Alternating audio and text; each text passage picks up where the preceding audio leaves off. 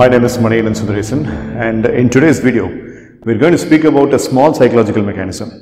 கோபம் வரும்போது, நீங்கள் ஏமாற்றம் அடைஞ்சிருக்கும்போது, ஆங்ஸைட்டியாக ஒரு விஷயத்தில் ஃபீல் பண்ணும்போது, ரொம்ப ஸ்ட்ரெஸ்டாக ஃபீல் பண்ணும்போது, உங்களை விட்டு வெளியில் வந்து நீங்கள் உங்களே பார்த்துருக்கீங்களா?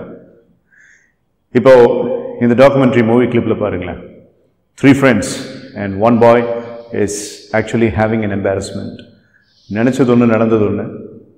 கூட இருக்கிற 2 பசங்க வந்து அந்த கூல்ட்ரிங்க்ஸ் கீழே கொட்டின உடனே அவனை பார்த்து சிரிக்கிறாங்க. அது போக அங்கே இருக்கக்கூடிய செஃப் வந்து who is also another college student, அவங்க எல்லோரும் சேர்ந்து ஸ்டூடெண்ட் பேஸ்ட் கேன்டீன் அது, இதை நீயே க்ளீன் பண்ணுன்னு சொல்லி இந்த பையன்கிட்ட அந்த டவலை கொடுத்துட்டு போகிறாரு. Now there are 2 ways of reactions here. One, அந்த 2 பேர் சிரிக்கிற அந்த 2 பேர்கிட்ட கத்திட்டு அந்த இடத்த விட்டு அப்செட் ஆகி நடைய கட்டிடலாம். இன்னொன்று, seeing himself by coming out of his own self and watching what he is doing and composing the self. இது ஒரு நல்ல ஐடியா இல்லை? So when you are seeing yourself by coming out of your body and when you are watching yourself as into a bird's eye perspective, you have a beautiful insight.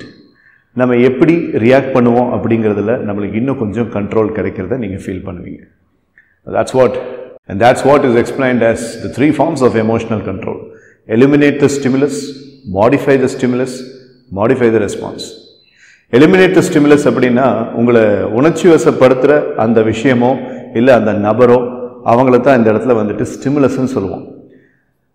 அப்படி அவங்க உங்களை உணர்ச்சிக்குள்ளாக்கும் போது உங்களை வந்துட்டு ஒரு ஆங்கரோ இல்லை வந்து ஒரு டிசப்பாயின்மெண்ட்டோ இல்லை ஒரு சாரோவோ இல்லை ஒரு சேட்னஸ் அப்படிங்கிற மாதிரி எந்த எமோஷனுக்குள்ளே அவங்க உங்களை கொண்டு வந்தாலும் அதுக்கு நீங்கள் கொடுக்குற ரியாக்ஷன் தான் ரெஸ்பான்ஸ். So ஸ்டிமுலை and response.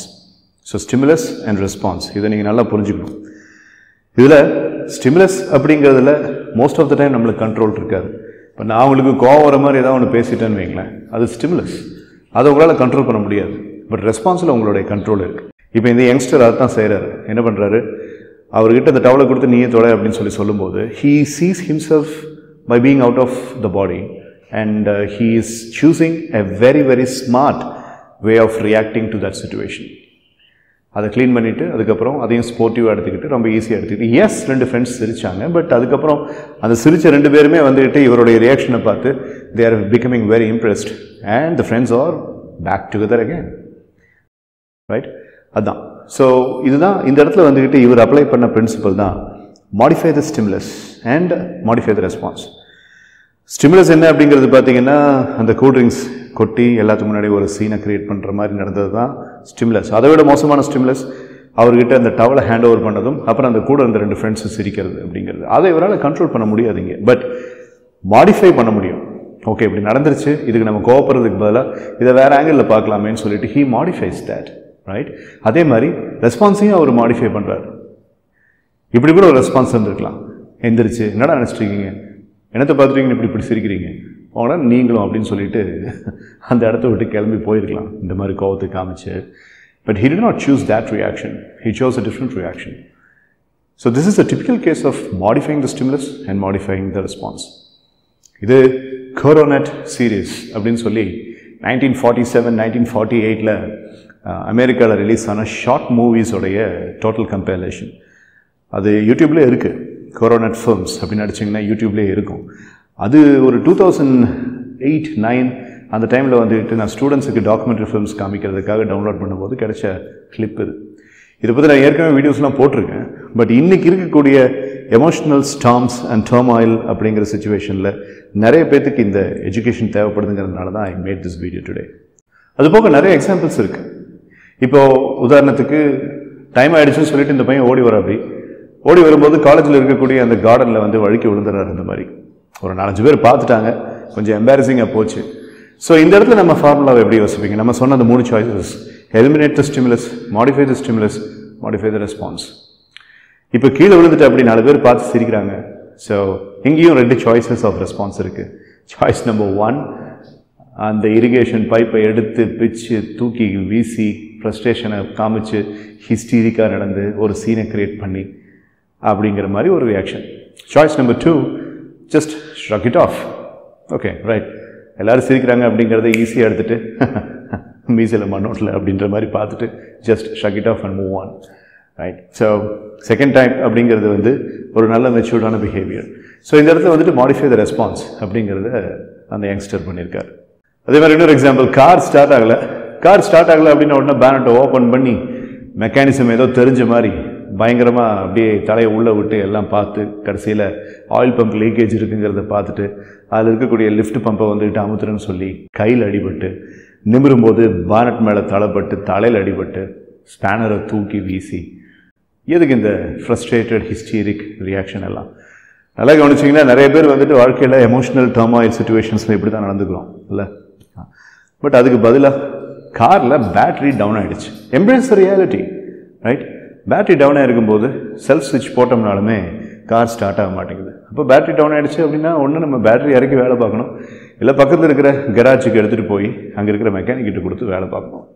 நம்மளுக்கு வராத வேலையை நம்ம எதுக்கு செய்யணும் அப்படின்னு சொல்லிட்டு the boy moves on, right? This is a wonderful kind of a reaction. Here he understands the stimulus and he eliminates the stimulus and he gives the correct response. அதே மாதிரி வெளியில் இருக்கிற கோவத்தை நம்ம வீட்டில் காட்டுவோம். இப்போ வீட்டில் வந்துட்டு 2 பேர் இருக்காங்க, அம்மாவும் இருக்காங்க, தங்கச்சியும் இருக்குது. தங்கச்சிக்கு ஒரு புது ட்ரெஸ் எடுத்து கொடுத்துருக்காங்க அம்மா, அதை பற்றி 2 பேர் பேசிக்கிறாங்க. நம்மால் உள்ளே வராரு, ஆனால் அவங்க 2 பேரும் அவனை கண்டுக்கவே இல்லை. ஏன்?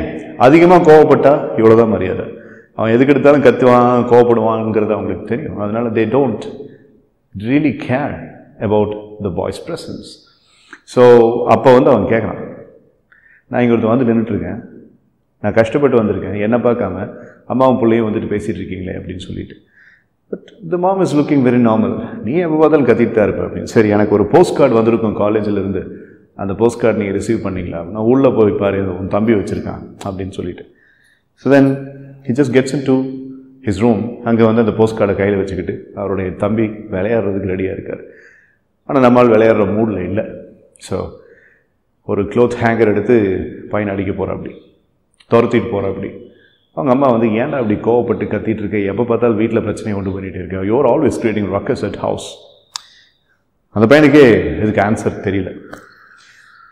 ஸோ இந்த இடத்துல மாடிஃபை த ஸ்டிமுலஸ் அப்படிங்கிற மாதிரி அந்த இடத்துல அவங்க அம்மாவும் தங்கச்சியும் பேசிகிட்டு இருக்கும்போது இந்த பையன் உள்ளே வரும்போது, சரி வெளியில் எனக்கு நடந்த பிரச்சனைக்கு இவங்க எப்படி ரெஸ்பான்சிபிள் ஆவாங்க, அதனால் இவங்ககிட்ட நம்ம எதுக்கு பேசணும்னு சொல்லிட்டு அந்த பையன் கிளம்பி போகிறதும், தம்பிக்கிட்ட போய் போஸ்ட் கார்டை கொடுன்னு சொல்லிட்டு அடிக்கிறதுக்கு போகிறதுக்கு பதிலாக விளையாட்டுத்தனமாக அந்த பையன் விளையாடுற மூடில் இருக்கிற மாதிரியே இவனும் விளையாடுற மூட்லேயே வந்து ஆட்டோமேட்டிக்காக ஒரு ரெஸ்பான்ஸ் மேட்சிங் அப்படிங்கிறத பண்ணுறதுனால அந்த என்விரான்மெண்ட் ரொம்ப ஈஸியாகிடுது.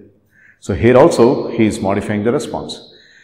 ஸோ எலிமினேட் த ஸ்டிமுலஸ் அப்படின்னா உங்களை கோவப்படுத்துகிற அல்லது உங்களை அந்த நெகட்டிவ் எமோஷன்ஸுக்கு உள்ளாக்குற அந்த விஷயத்தை நீங்கள் ஒட்டுமொத்தமாக ஒதுக்கிடுறது, அதுதான் எலிமினேட் த ஸ்டிமுலஸ்.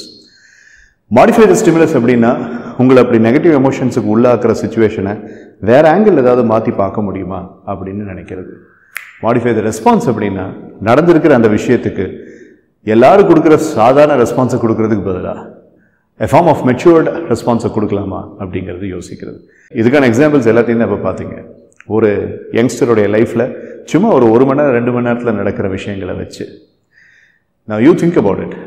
உங்களால் eliminate the stimulus, modify the stimulus and modify the response அப்படின்ற மாதிரி, அதாவது உங்களை கோவப்படுத்துகிற, சோகத்துக்கு உள்ளாக்குற, ஏமாற்றம் கொடுக்குற, அவமானப்படுத்துகிற விஷயங்கள் அப்படின்னு சொல்லக்கூடிய அந்த ஸ்டிமுலஸ் அப்படிங்கிறத நீங்கள் ஒதுக்கி அதில் இருக்கிற நல்ல விஷயத்தை மட்டும் எடுத்துக்கிறீங்களா எலிமினேட் ஸ்டிமுலஸ்? இல்லை நடந்த அந்த விஷயத்தை வேற ஒரு ஆங்கிளில் பார்த்து உங்களை நீங்கள் தைரியப்படுத்திக்கிற மாதிரி மாடிஃபை த ஸ்டிமுலஸ் அப்படிங்கிற அந்த விஷயத்தை யூஸ் பண்ணுறீங்களா? இல்லை நடந்த விஷயத்து மேலே கண்ட்ரோல்லாம் எடுக்காமல் நீங்கள் அதுக்கு எப்படி ரெஸ்பாண்ட் பண்ணுறீங்க அப்படிங்கிறத மாடிஃபை பண்ணி அந்த ரெஸ்பான்ஸை நம்ம இப்போ பார்த்த out of the body experience அப்படின்னு சொல்லி உங்ககிட்டருந்து நீங்கள் வெளியில் வந்து உங்களையே ஒரு 3rd person பெர்ஸ்பெக்டிவில் பார்த்து ரெஸ்பான்ஸை மாடிஃபை பண்ணி கொடுக்குறீங்களா அப்படிங்கிறது உங்களுடைய choice. 3rd choice, modify the response அப்படிங்கிறதுல அந்த அவுட் ஆஃப் த பாடி எக்ஸ்பீரியன்ஸுங்கிற சைக்கலாஜிக்கல் மெக்கானிசம் வருது. அதை நீங்கள் ட்ரை பண்ணி பார்த்தீங்கன்னா நீங்கள் ஒரு நல்ல லீடராக தெரிவிங்க and you yourself will feel very dynamic. So why don't you think about this? Just give it a try. This is Maniyannan Sundaresan, resting the case. Until I meet you with the next video, never stoop down to any form of negativity. Jai Hind.